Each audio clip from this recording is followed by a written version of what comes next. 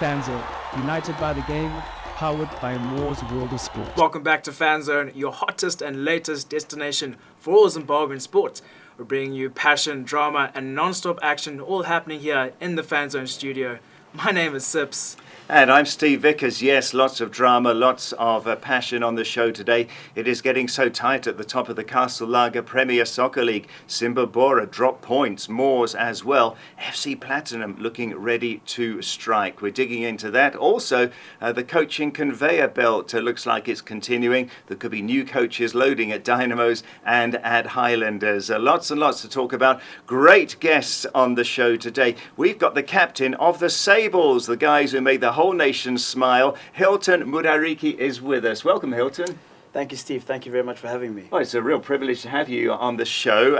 Congratulations. Thank you very much. It's been awesome just to come back and just to see the impact that we've made in the country. Basking in the glory until you get to work, I guess. Definitely, yeah. No, just taking the trophy around and celebrating with our fans, which has been pretty awesome. Yeah, so much to celebrate. And another big guest as well, Isaiah Mupfurutsa, joined us on the show. He was elected last Friday as the new chairman of the Premier Soccer League. Welcome, Isaiah.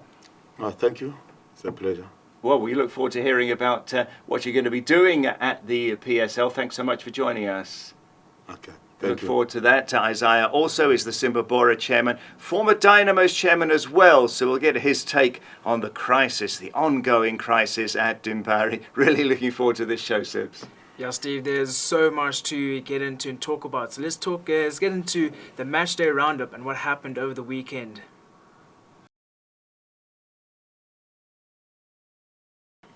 PSL Matchday 23 Roundup. Just a quick preface before we dig into the details. At the time of this recording, Scotland and Yada have yet to play, so they will not be included in the Team of the Week, and also we won't be able to discuss their results.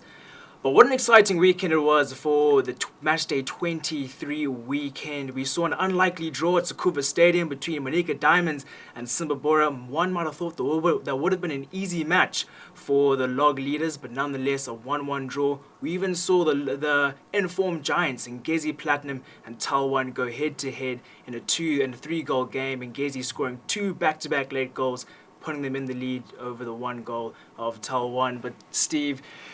Wow, so much to talk about. Let's talk about Caps versus Highlanders first. You were there at Rufaro Stadium. How's that atmosphere and your thoughts on the match? Yeah, really enjoyable game it was at Rufaro Stadium. I think the coaches made the difference on both sides. Ian Bakala, the Zambian, he's really building his team at Caps, very different from what he inherited. Junior Bunjira was back in. He had dropped him at first, but he was playing some very skillful football down the wing. He clearly told the guys to attack and get a goal early in the second half. It wasn't till 67th minute when Yasha Chintuli fired into the roof of the net. And once he got the goal, he then managed the minutes so well, slowing the game down. On the other hand, Trainube, the Bosso coach, didn't seem to have many ideas. His substitutions came too late. And Peter de Jong, the Dutchman, former Highlanders coach, was watching in the VIP stand at Rufaro Stadium, so it'll be no surprise if he takes over at Highlanders for a second stint there. Yeah, obviously everything alluding to that fact that Peter de Jong will be replacing Trainube. But wow, it's really great to watch Nyasha Tintuli. He's done it again for Caps, and he's done it before. Great player. Katamanja had a really good game as well. Mafias Chiweta from Highlanders.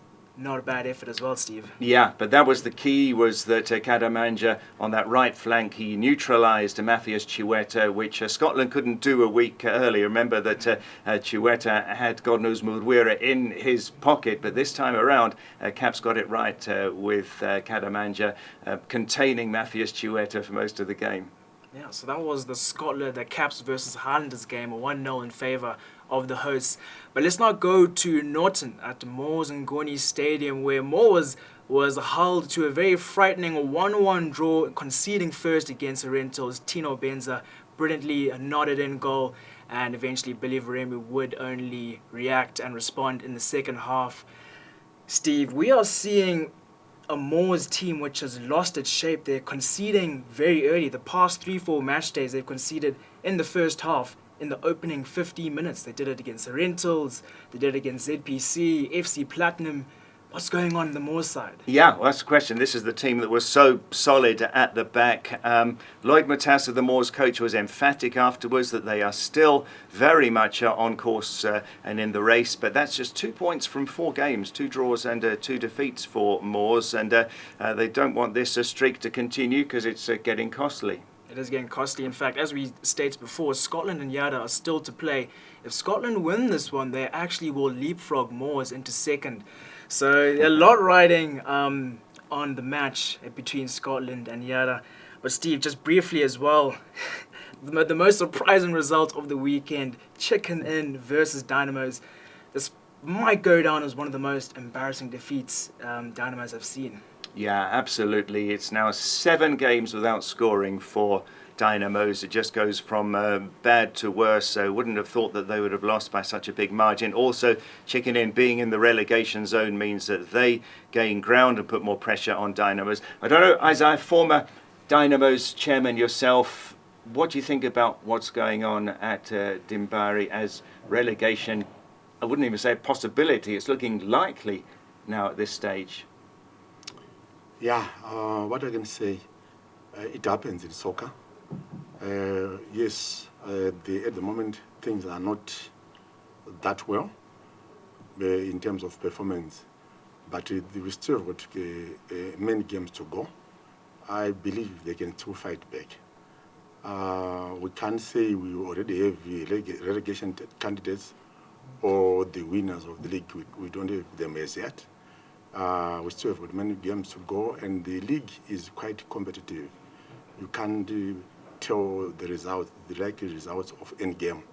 That's Okay. a good thing with the league at the moment. From an administrative point of view, so many fans are saying Bernard Marriott is the problem at the head of the Dynamos leadership. He was given control of the club. So from your understanding, how could things change in terms of the leadership? The club used to belong to the founder members. Now Marriott has control. Can he give up the club any time that he wants?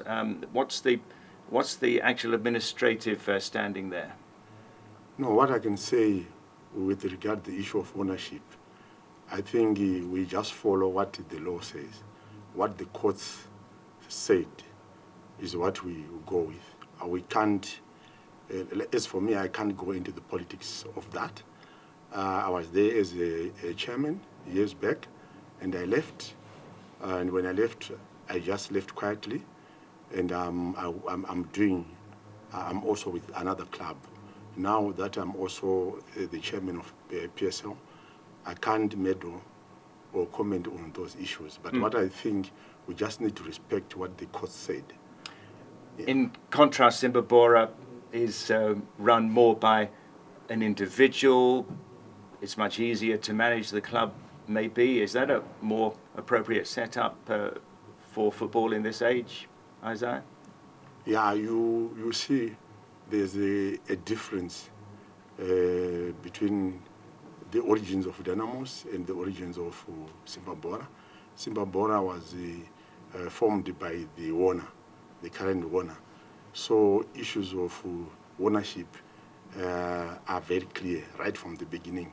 But with the Dynamos, the way it started, I'm sure you're aware that it was started by 20 players, of which is very unfortunate that the other 19 are departed, and we were left with one, who is Mr. Rusengo himself.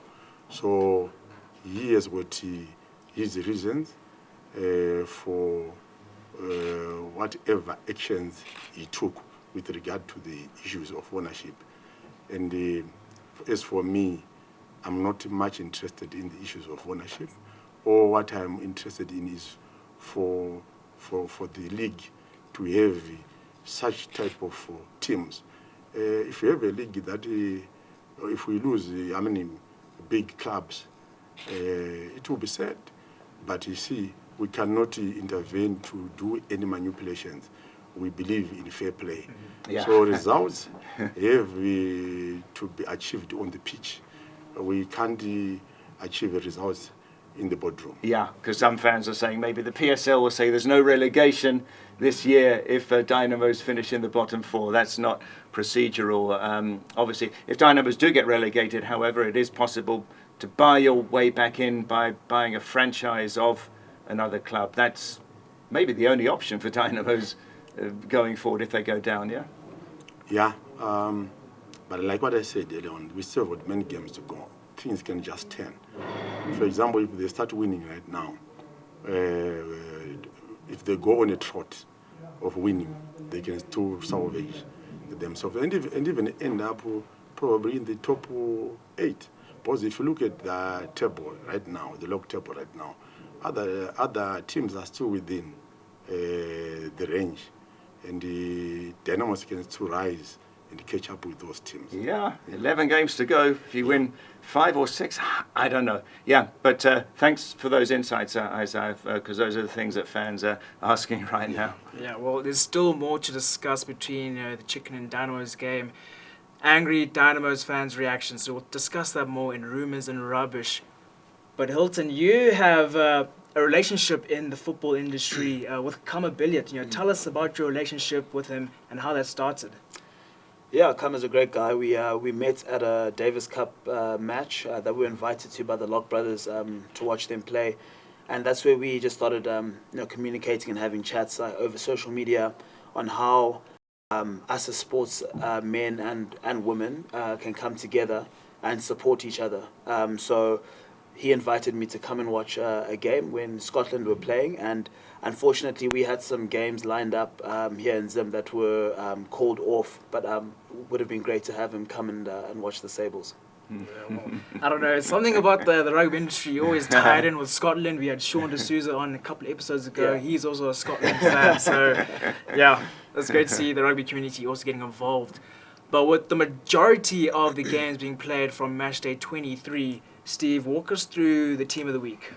Yeah, well, team of the week, our goalkeeper, something very exceptional. Tatenda Munditi, the ZPC Kariba goalkeeper, scored direct from a free kick. It was a beautiful free kick as well from Munditi. He's played for Harare City before and other clubs. Only the second time in PSL history that has happened. Edmore Zikipa Savanda of Caps United also scored from a free kick. We've had other goalkeepers converting penalties, of course, but in terms of free kicks, Munditi only the second goalkeeper to do that. So that's a brilliant achievement. We're going 4-5-1. The forwards didn't really deliver much this past weekend. As we say, this is before the Scotland-Yada game. So Arnold Mawadza and Jordan Pedra at the back for Triangle, both getting a clean sheet and a goal. So they did well. Brian Kadamanja, we already said how well he did to cancel out Matthias Chiweta for Caps. And Bruce Kangwa, who turned 37 at the weekend, he continues to look like an absolute rock at centre-back for Caps United. Nigel Matina, the assist for Moors. Great season he has had, the winger. Also Abubakar Moffat for Moors, played well in midfield. Good new signing for them. Tanaka Shandira, superb, especially in the first half for Caps United against Highlanders. Winning balls, great vision as well from Shandirwa. And Yasha Chintuli with the goal that won the game for Caps as well. And Jarrison Selemani for FC Platinum. In stoppage time, it was goalless against Green Fuel for FC Platinum. He was a sub. He came in. He stepped up for the free kick. Very high it was. It came down and into the net. So that was a huge contribution from Jarrison Selemani. Linoth Chikua getting a goal for Chicken in that 3-0 victory over Dynamos. He looks to be a good signing. So that's our thoughts for the team of the week. It's what we think based on what happened over the weekend before the Scotland game. You can drop your comment on what you think, whether you agree or disagree with any of the 11 in there. Steve, I've been really impressed with Abubakar Moffat. He was influential in the ZPC Kariba game for Moors, scored for them as well. Again, over the weekend, versus the Rentals. I think from the international signings, maybe you can include Jukumanja for argument's sake, but he has really stood out to me, and I think well worth signing. Only 2 matches in, but a good sign. Yeah, and you can tell a player that's been to Europe comes back with something different there, and we know that he was a talent from his days here as well. But Moore's not making many signings, but that was a really good one. And also, stepping away from the PSL on the matchday roundup, Division 1 happened again over the weekend. There were matches played. So, Steve, give us a roundup of what happened in Division 1. Well, let's start in the central region, and former PSL side Masvingo United moved level on points with the FC Hunters at the top. 2-1 win at home against Deportivo La Murambinda, and FC Hunters beat Destiny Stars 3-2. Third place Tenax were on a bye. In the southern region, and Kai United maintained their 3-point lead at the top, winning 2-1 away to Black Rock. Second place Bulawayo Chiefs beat Zebra Revolution 1-0, and third place Wange fell to 8 points behind. They dropped points in a 1-1 draw against Mainline in Plumtree. Northern region is back this weekend after a mid-season break. Leaders Mombeewara at home to Ngezi Platinum under-19s. Second placed Agama, who are behind on goal difference, take on Chibuku Pirates. Agama made 4 signings from Midland State University in the central region, bringing in Shepherd Maraza, Farai Sawanda, Elite Maseko and Tavonga Marasha, and a Trust Marima came in from Renko Mine in the eastern region. So big signings for Agama. Fourth place Black Rhinos have made transfers as well, bringing in Ben and Dembe from Trojan Stars, Ashton Mashoro from Central Region side Hard Rock, Tapua Antonio from Cranbourne Bullets, Alan Pamire from Black Mambas, and a striker, Brian Cusinera, returned to Black Mambas from PSL side FC Platinum. And one other bit of transfer news from Division 1 to the Premier League. Adam Tende is moving from Masvingo United to Caps United. That's our Division 1 roundup. Yeah, Steve, well, it's not often you hear a Gama signing four players, in one sitting, or even any team in Division 1. So again, Division 1 is always bringing us a mixed bag of tricks. But that rounds up the matchday roundup. Let's start looking ahead in the next section.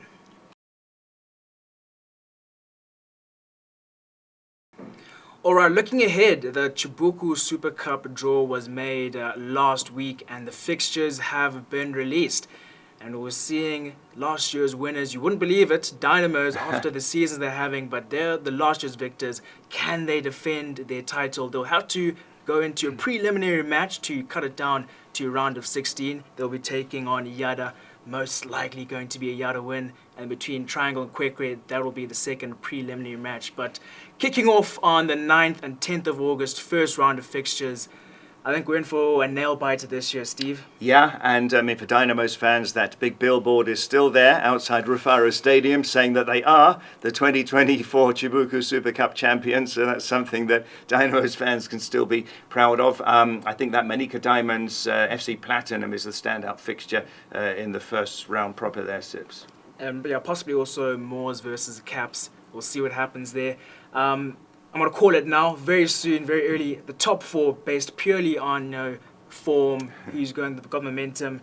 Simbabora, Ngezi, Talwan, Herentals. Yep. Those are my 4. I should think so. Maybe, Isaiah, you think Simbabora can manage a run in the Cup as well as the League and the CAF Champions League, Isaiah, as Simbabora chairman?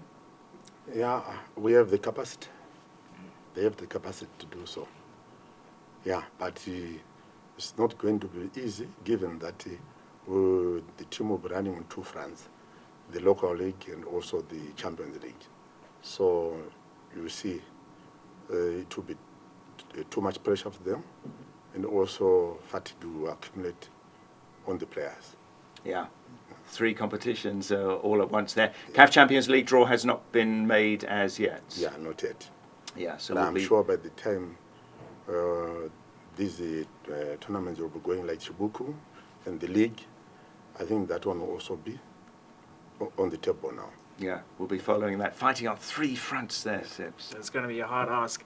Winners of the Chibuku Super Cup get a ticket to the CAF Confederation. Dynamos were meant to go, but they had to pull out due to performance and a bit of financial struggle. And also $75,000, so a nice lump of money. Now, Isaiah, you've just been elected, the newly elected PSL chairman. How, on Friday when you were announced, how did you feel? Walk us through your emotions. Yeah, it is the biggest job in the PSL. That office, it changes everything for the person who will be occupying that office. So I'm getting it. Obviously, it's very exciting and also emotional, in the sense that now it wasn't an easy journey. There was a tight competition from all the contestants, and even when we went to the second round, it was very tense and emotional for both of us. But when I finally made it, obviously I was very excited, but also knowing that we are one team. It was just a time for elections, but we'll continue working together as the governors of the same clubs. No one will be pushed out of that, because it's the requirement that all the governors represent their clubs in the board of governors. But what I can say, I was so excited. Yes, I had a strong belief that I was going to make it right from the beginning, because I had also done a lot of groundwork and a lot of homework. And the good thing with those elections, it's like you are not dealing with someone you don't know. You are dealing with the same governors from the different clubs that you always work with every day. And some we have worked together for many years. So we know each other, the history, the current status, and even the potential into the future. We know each other. So that's what makes those elections very different from all other type of elections which are held. Like, for example, if you look at the elections for let's say for the nation, for the politics of the country, you'll be dealing with people who might not be knowing you, but with these ones, people will be knowing you. So it's just a question of how you present yourself. So you've won, and you're in the position. There's work to do. Crowd attendance in the PSL has steadily and gradually been dropping. How are you looking to attract fans back into stadiums and back into the PSL? Yeah, there's a lot of work that needs to be done, and I think to those who managed to see my manifesto, you also see that I even mentioned the issue of how important funds are. So you also find that in my 12-step plan, you also find that I made it very clear that the funds come first. So we need to know exactly what the funds need, what are the expectations, and then we have to make sure that we address that and deliver on the expectations. But over and above that, there are also many other things that need to be done. For example, the league itself needs to grow financially, and also it must be financially stable so that we will be able to do other initiatives that require funding. We also have to see to it that the league is run in a fair, and also the league becomes very competitive. It must be exciting to the fans and all stakeholders to say they follow the league.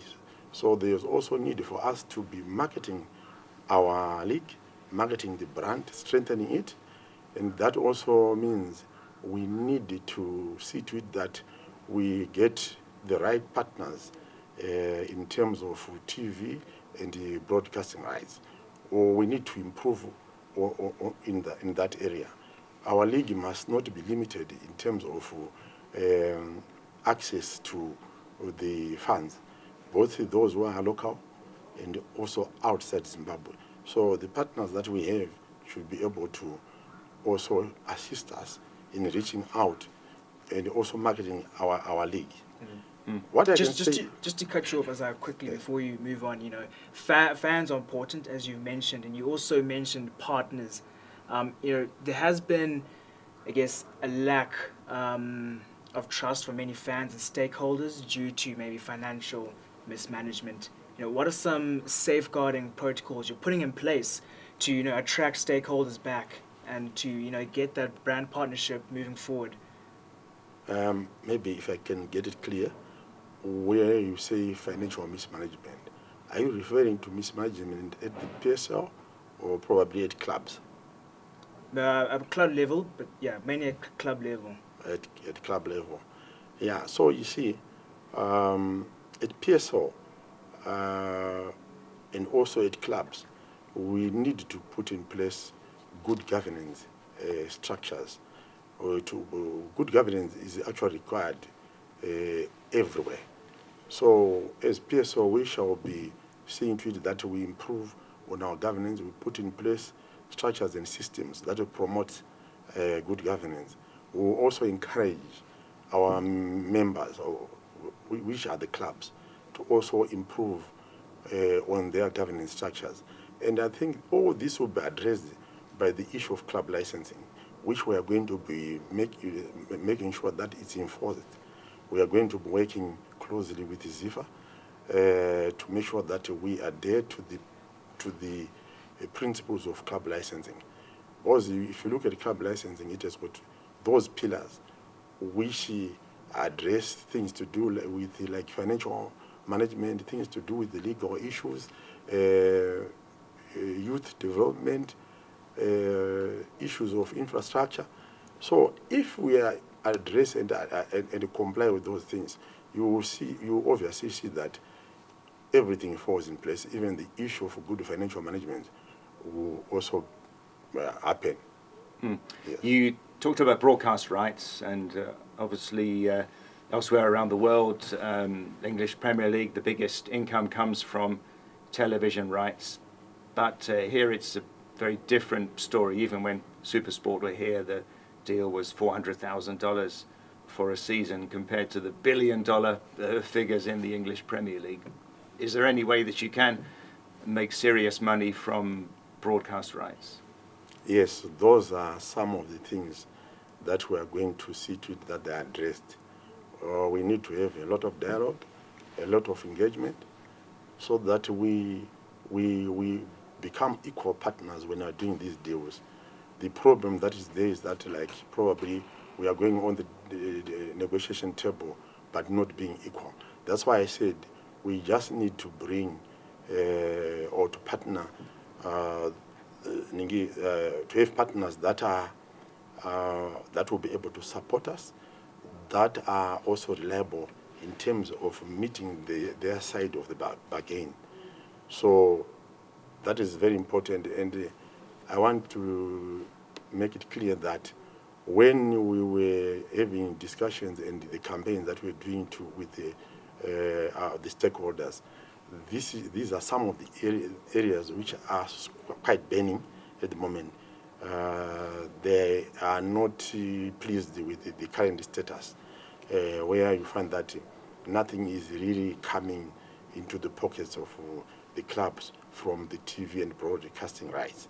So we also need to see to it that we have engagement, where we'll start seeing things improving.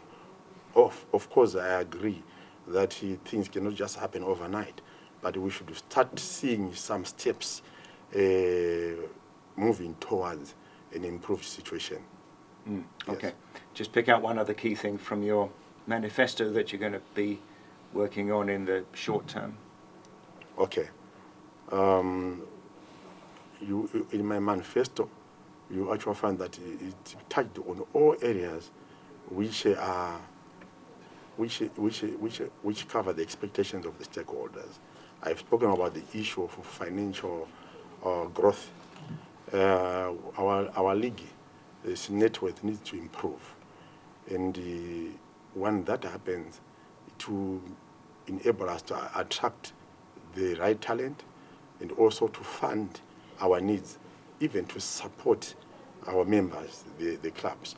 For example, if we get these TV and broadcasting rights, which brings in a lot of money, then we find that the beneficiaries of that should be the clubs themselves. We should be able to support them. We are fully aware that our clubs, they come from different areas or different places in our country. Some will cover long distances every week to come and play. I'll give an example for, let's say, ZPC Kariba. Every fortnight, they have to travel from Kariba to either Harare or Mtare, Bulawayo, or Shawane, etc. Same applies to the likes of Triangle, Greenfuel, even Highlanders, chicken in those from Bulawayo. You saw that only last weekend, Highlanders was here playing against Scotland.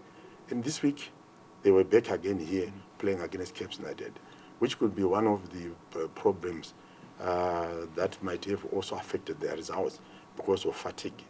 You found that they were playing teams which were within Harare, and they had to travel all those kilometers. So if we have funding, you will find that if clubs are getting more money, they will be able to travel on time, at times also even flying to come for these matches. Only last week, Moz went to Kariba on a chartered plane. So they went same day, they played immediately after the game, they came back. So if we are able to strengthen the financial position of the league, which will also trickle down to the clubs, I think you will see an improvement in the welfare of the players and also the clubs. The other issue that is very important is the issue of governance, which I've spoken about. We need to instill confidence in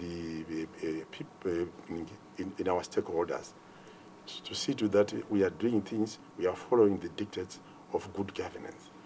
I've spoken about the issue of fair and competitive league football.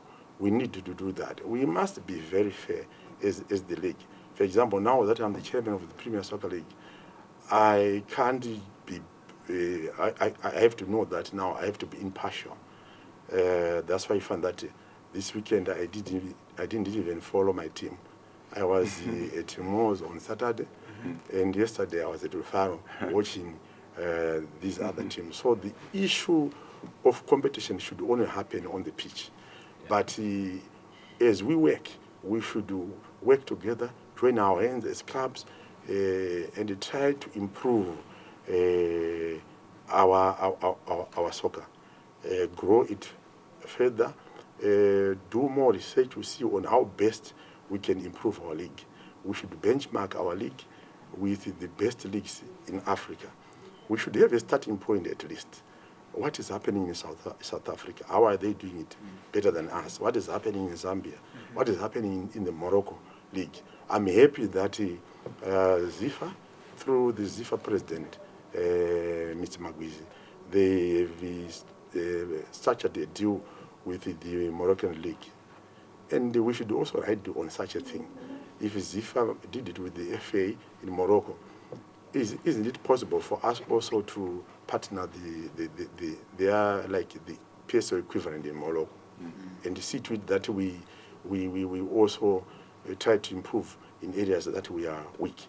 So these are some of the things that we are going to be looking at. The issue of youth development, junior teams, we need to see to it that now we actually have development plans and also strategy in place. We are going to be working closely with the ZIFA.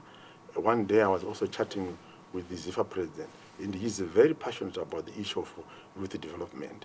So we have to see to it that each team has got youth teams, which will also be given a platform to play, even to do curtain raisers before the major games. Where they are not possible to, or where they are not able to do it, they should also partner other established academies and also schools and colleges to see to make sure that they also help the youth in developing in their soccer. We also need to support the women football.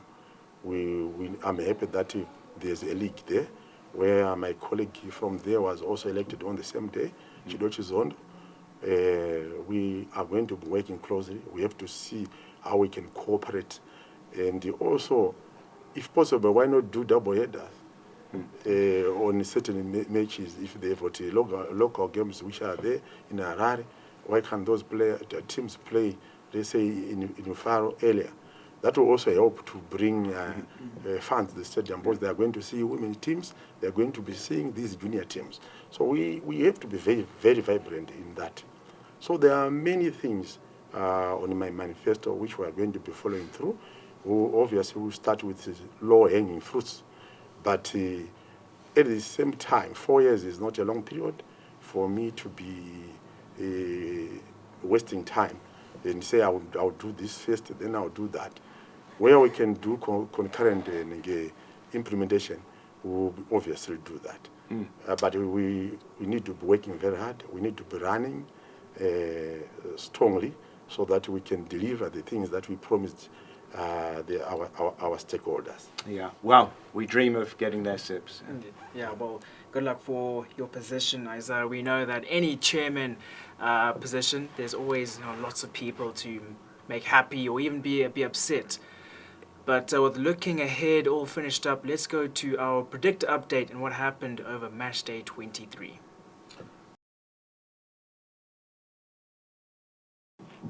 All right, predictor, over the weekend, match day 23, we'll see the final results after the Scotland versus Yada game. But Icon stays at the top. This is his fourth week there. And Simba moves back into second after being overtaken by William McKenna in the midweek fixtures.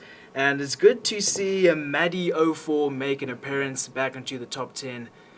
What are your thoughts on the match day 23, Steve? Oh, tough one, Sips, tough one. I only got the Caps Highlanders game correct. Really, yeah, I did actually a very good job. I got FC Platinum Greenfield right, Moosa Rentals, and Caps Islanders. Well done. Did I put a joke on any of them? No. I thought Chicken and Dynamos was going to be a very clear goalless game. Yes, I thought, me too. But yeah, definitely not. So guys, head on over to fanzone.co.zw. If you are tired of Steve and I just talking our things and you think you can do better than us, sign up for that predictor. Brag, private leagues are open, challenge the top. But fanzone.co.zw is your place to go for the fan zone, for the Moors PSL Predictor.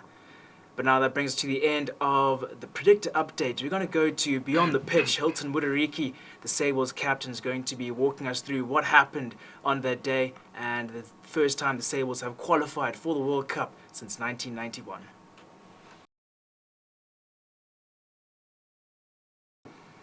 Beyond the Pitch, this is the segment where we take a break from the PSL and maybe a bit of football and we look to what else is happening in Zimbabwean sport. Obviously, one of our most featured things that have happened recently in July was our Sables went over to Uganda, completed 3 tests, won all of them in a row. They had to, and they played Namibia in the final. And most importantly, we qualified for the 2027 Sydney World Cup rugby. So, wow, Hilton, that is an achievement. We haven't done this since 1991, but walk us through that day.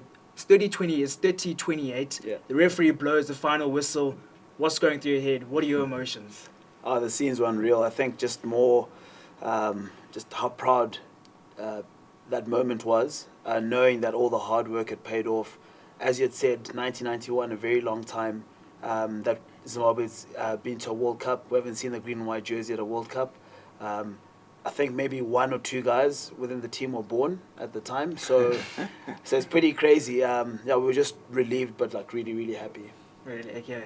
And, winning the Africa Cup and qualifying for the World Cup, it doesn't happen overnight. There's preparation, there's tests beforehand. Heading into the Africa Cup, you played Zambia and Botswana in warm-up tests, and you would have hoped maybe that it would have been tougher competition. Was there any concerns in the camp amongst yourselves, players, coaches, about maybe the lack of tough competition heading into the tournament? Yeah, no, this is something that was debated quite a bit before we left for Uganda, and within the camp itself, we weren't too worried. We knew that the hard work had been done in the previous year, so we went on a tour to South Asia. We played South Korea, and we played the UAE as well. That was a great kind of tour for us to learn a lot about ourselves as a team. And obviously, if we also look at Uganda 2024, what we had to go through to win that tournament. So we believe that the hard work was done there. This year was more about refining it and just making sure that everything is working the way that we wanted to in terms of gelling. game time is always going to be important. So the guys that were local were constantly playing club rugby, but there were also a couple of tests, as you mentioned, against Zambia, against Botswana, which, and I know it looked a bit easy, but some of them were a bit tough, and we learned a lot about ourselves in those fixtures, which prepared us for Uganda this year. Take us through the dying minutes against Namibia. It was 30-28 for a long time. We were watching, we were sweating, we were biting our nails. Just one slip up, that would have been it. What were the feelings for you guys on the pitch? Oh, it was tough. I mean, obviously, them crawling back into the game after we had kind of opened it up, it was tough. But in all honesty, we weren't too worried. There was a sense of calmness within the team. Even when they got points and they scored, there was a sense of calmness behind the posts. I think we knew that there's certain ways that we needed to play in that kind of situation. We had played this throughout the whole week, actually, of certain scenarios of, if this happens, what do we do? If they take the lead, what do we do? If we're in the lead and we've got a couple of points, how do we close the game out? So those little things had been worked at over the last couple of days that we had before the game. So in all honesty, it was tense, but we knew that we were okay. They had that kick from way out with a few minutes to go, didn't they? That would have been decisive. Yeah, exactly. So something that we had also spoken about was how important winning a toss was. So there was a little bit of pressure on me. I know the viewers wouldn't have seen this in the game, but there was a massive wind throughout the game. So we decided to play into the wind in the second half, to have the wind in the first half, to have the wind in the second half, which meant that any long range kicks they might have had, they were kicking into the wind. So it kind of worked out for us. Wow, wish we'd known that. It would have eased our nerves a bit. So the reality is now then that some of the guys who have qualified are not going to play at the World Cup because the chances are that Zimbabwe are going to cast the net wide into diaspora and try and get more talented players into the squad.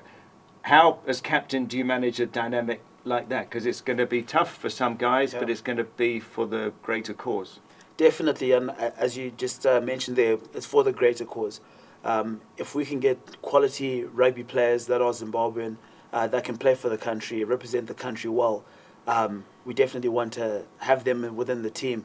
But at the same time, quality players will then bring everyone's game to kind of rise, which is important. We want to see Zimbabwe rugby go from strength to strength, and bringing in quality means the quality will go up. If you look at just the last year and a half, we've brought in quality players, and you've seen the level of rugby, has gone up. A guy like Ian Pryor, he's brought his professionalism into the team. We had Carl Godwin come in last year, who's played for the Wallabies. He brought his professionalism, and it definitely helped the greater cause. So it will be tough. There will be a lot of sad people, but as I said earlier, seeing the green and white, doing well at a World Cup is all we want. Some guys who said no before might say... They might start putting their hands up. Yeah, that's true. And, so it is great to bring players in and bring them back into the Sables squad.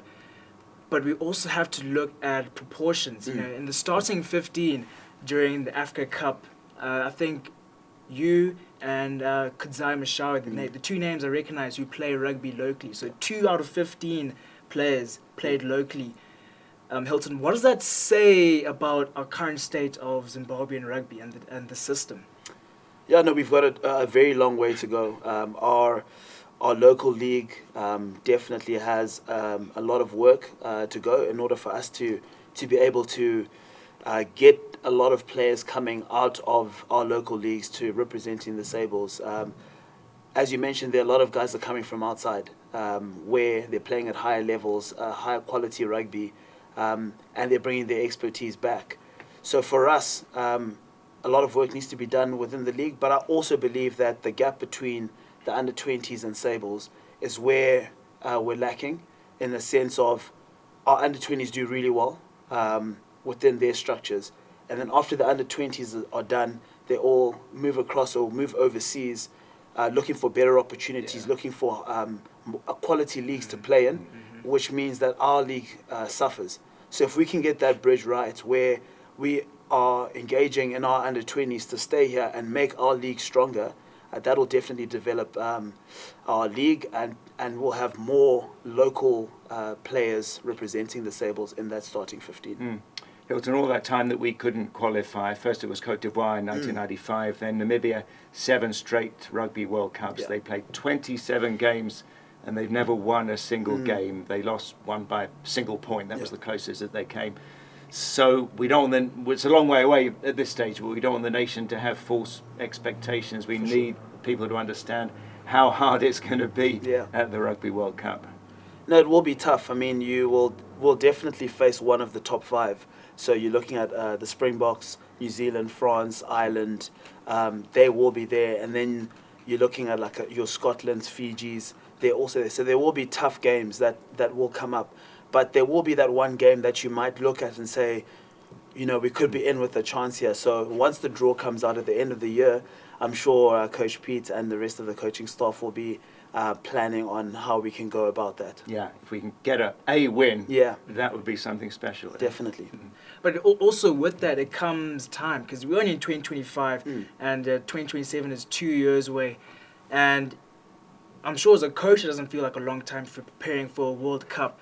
But 2 years is quite a long time. Lots can happen in that 2 years. So Hilton, maybe now, I know you're still coming off the win and the qualification, but how are you as the captain going to keep yourself mentally and physically, as well as your teammates, in check for 2 whole years? Yeah, I think, there's the motivation was to qualify, but now there's even more of a motivation to participate or be in the World Cup. So I don't think I need to motivate the guys. I think that's a big motivation in itself. But yeah, there's plenty that needs to go on over the next couple of years. We need to look at ourselves and look at where we need to improve. Just having watched Namibia, as you said, over the last couple of years, they've been very strong in Africa, but they've gone to a World Cup and struggled. So for us, we need to look at certain things of how we can improve and make sure that we're ready come the World Cup. World Rugby have come in and have made the qualification 2 years earlier, so you have time to prepare. And they'll come in and they'll help us in certain areas that we need help with. Game time is always going to be a big thing. And we must give credit to World Rugby. They are bringing in a new 2-tier system where the top 12 teams in the world will compete against each other, and the bottom 12 will compete against each other. So we'll have quality games, high quality games, over the next couple of years in preparation for the Rugby World Cup. Okay, and who could some of those fixtures be in the bottom 12? You're looking at your Japans, you're looking at Spain, Portugal, a couple of the Islanders sides. The USA are also part of that. So there is a lot of good quality games that will happen over the next couple of years. Wow, so much to look forward to. Hilton, if I can quickly circle back to under 20s moving abroad. You've played rugby locally. Have you ever? I've got a 2-part question. Have you ever considered playing rugby abroad? A, and B, what's kept you competing in Zim when there could be quote unquote so much better out there? Yeah, so I have actually played overseas before for a very long time. Actually, I was in the Western Province structures when I left school. I then went to Saracens in the UK for a year. Played in the Varsity Cup in South Africa, and then ended up at Jersey Reds, which is a team in the Championship. That's a tier below the English Premiership. So I was there for 5 years. COVID brought me back home. And since coming back home, I haven't really had a desire to go back out there, but I've always wanted to improve rugby within this country. I've always wanted to contribute because rugby in Zimbabwe is what got me out there. So I wanted to give back to it, and being local gives me that opportunity to improve the rugby within the country, but also bring everything that I've learnt over my years overseas and to help the next generation as well. Inspirational. Yeah. Inspirational. Sables going to the 2027 Sydney World Cup. Lots of preparation to do beforehand. Lots of tests. African nations, Nations Cup. It'll be all very exciting. So that's rugby. Hilton, that was brilliant. Wow. I'm a little bit speechless. It's the highlight of the year. It's only July, but this is the sporting highlight of the year. I mean, it takes a long time for stuff like this to come around for Zim sports fans. It's absolutely huge what you guys have done. No, thanks, Stephen. If I can add, just seeing the contribution that us as a team has done to the nation, and for the last couple of days we've been going around the country presenting the trophy to the people, and just to see the amounts of joy and happiness and smiles on people's faces. That's exactly why we play this game. What was truly special for us was going to Mbare and Hatfield and seeing the kids chasing our bus, and knowing the score of what actually the score was. You wouldn't expect rugby to be a popular sport on that side, but just for them to have taken time out and to know exactly what we had achieved, and just the score in general was truly touching and really special. Everyone's a Sables fan right now going forward. And I know cricket you need to win the toss, but I didn't know in rugby that it's important to win the toss because of the wind conditions. Well, while our Sables are on the top of the World Cup qualifiers, our Chevrons are not doing the best at the moment. Lots of losses recently. T20 Tri-Series, not a single win. It was going to be hard to get a win. It would have been nice to come away with at least one, but nonetheless, no win. And we've got tests coming up against New Zealand starting on Wednesday, who have brought essentially a full squad team, Steve. So it's very worrying, maybe besides Kane Williamson and Trent Bolt, but a full-strength squad New Zealand team. They're going to be playing in Bulawayo at Queen's. What are you thinking? And we'll see if Brendan Taylor's going to feature, as he was on Fanzone last week telling us that he was heading to Bulawayo. So we'll see if he gets to play. But it was a damp squib, that Tri-Series. The final was probably the highest quality sports event that we'll have in Zimbabwe this year. South Africa and New Zealand taking it. But we were just way off the pace there, Sibs. We really were. Yeah, it's all a part of the learning process. Remember, we did play, the top 4 teams, South Africa and New Zealand, very competitive. Later on, beginning of August, the middle of August, we'll be having Sri Lanka. They're going to be touring Zimbabwe, playing ODIs and T20s. So I think those results will give us a better landscape of how we're doing. But as for right now, we've got a couple of lessons to learn on the cricket pitch with Justin Salmons. So we'll see how that test goes. But over at UZ on the weekend, there was the Southern Region Senior Athletics Championships, and Zimbabwe came second. We hosted countries from all over Africa, Botswana, Namibia, Lesotho, Swaziland, and we came second after Botswana. We actually had more medals, but most importantly, they had more gold medals than us. So second in athletics, really good for our exposure. And really good results. Yes, it was. We got quite a few medals in field events, which is unusual for us as well. Letsile Tiboho was there, Botswana's 200-meter Olympic gold medalist from Paris last year. He was there to inspire the Botswana team. I remember back in 1995, it was the Dairy Board Track and Field Championships those days, the equivalent of this Southern Region. And I spoke to the Botswana coach then. He said, we've got a vision that we're implementing to focus on the 400 meters as a nation.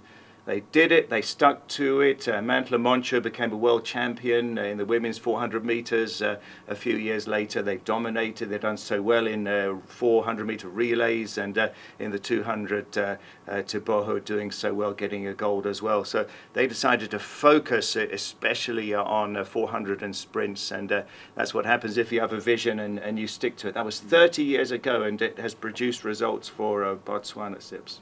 Yeah, well, results don't come overnight, and they reap the rewards 30 years, 3 decades. It's a really long time to wait, and you have to be patient, and that's how systems are built, is on patience. The Zimbabwe Volleyball Premier League is a full in swing of 4 rounds, 4 matches, and it's hotting up in that section there. We're going to be keeping you updated as the season continues, and we'll be seeing more volleyball, and it's going to be great. I love the sport. Love watching the spikes and the setups, so we'll be keeping you up to date. That brings us to the end of Beyond the Pitch. We're going to be going to Rumours and Rubbish, where Dynamos are the hot topic. So let's head to Rumours and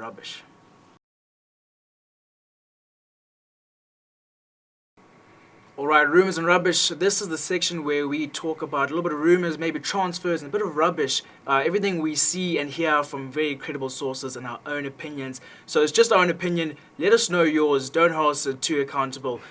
As we were saying, Steve, Dynamo is definitely the talk of the town. Saul Chamanuka is going to be replaced by Kalm Kaindu. Maybe, maybe not. It doesn't really make sense to me that a coach who was sacked in June from Highlanders, Kalm Kaindu, is supposed to reinvigorate and revive a sinking ship. I don't know. It doesn't make sense to me. No, it's laughable, really. And indeed, whether Highlanders should have fired Kaindu in the first place, that was probably a mistake because Trang Lube hasn't taken the club forward.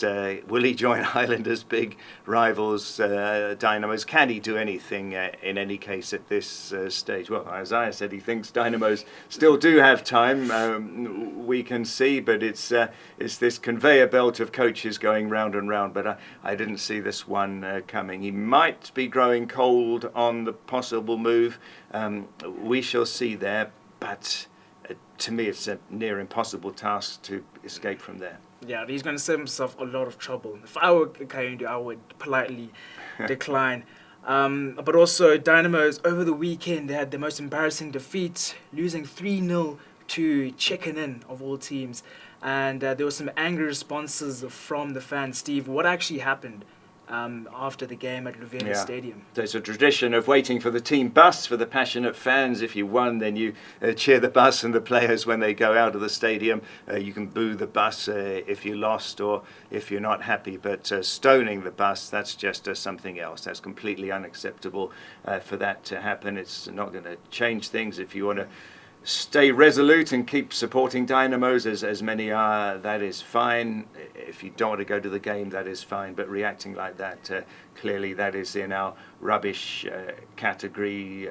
It's not sporting, it's dangerous, and it's just not right. And in any case, we know that these Dynamos issues are deeper than just the players and the coach. We're going into the leadership structures of the club as well. Yeah, there's absolutely zero space for violence in sport. Stoning a bus because a couple of players lost a match. I understand passion, I understand love for a team, but it's really counterintuitive. It doesn't help anyone, and zero tolerance for violence in sport. On the transfer side of rumours, Scotland continue to collect players like Thanos collecting Infinity Stones. Knowledge Musona has apparently put pen to paper with the Scotland side. What do you think there, Steve? That's just huge. This has been such an exciting season in terms of signings, foreign players, but also Zimbabwe's coming back, or Kundai Benyu, a Zimbabwean who grew up in the diaspora, coming to play for Caps. This will be on another level. Knowledge Musona playing for Scotland. It's wonderful for a player to finish off their playing days. Things seem to be done for him in Saudi Arabia now. This will be huge for the fans. I don't know where they fit in all of these players. Yeah, It's an embarrassment of riches that Scotland have, but it's now about making the team click and play as a team. But Knowledge Musona, wow, that'll be incredible. That would be quite the result. They're also looking to sign Matthias Chibuku, who actually scored against Scotland, I think 2 match days ago at Rufaro Stadium. Yeah, as we said, Steve, you got to find some way to fit these players in. They already have Jukumanja, they already have Msebe. They have so many good players. Billet. It's going to be interesting to see how all of these players fit. Yeah, for Chibuku, looks like he might have had second thoughts there, saying he might not want to go too soon and still make a contribution at Highlanders. If I were him, I would stay for now because he's going to be on the bench most likely if he does go to Scotland. So at Highlanders, well, he can continue to be their star winger. Yeah. And Hilton, with Zimbabwe qualifying for the 2027 World Cup, is there any new exciting news coming out of this qualification? Are we now a part of something?